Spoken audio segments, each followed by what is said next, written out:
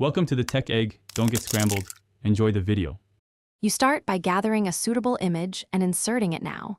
Use Insert Pictures and pick this device or online pictures. Choose resolution that matches the slide aspect ratio.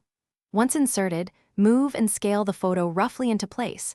Don't worry about final size yet. Doing this first makes the rest faster because PowerPoint retains quality when you adjust later. Make sure to avoid extreme upscaling, if needed. Return and pick a higher-res file so your background looks crisp. Once the picture is on the slide, right-click and choose Send to Back so placeholders and text sit above it.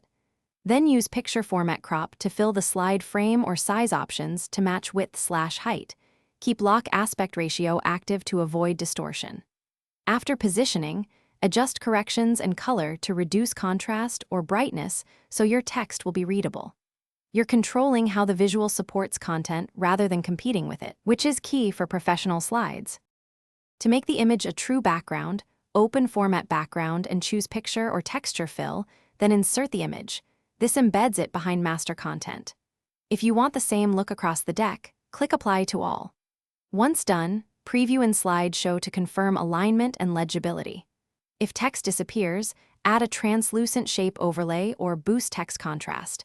That simple fix preserves the image while ensuring your message reads clearly. Save a copy before major changes so you Thanks for watching. Consider subscribing if I helped unscramble your problems.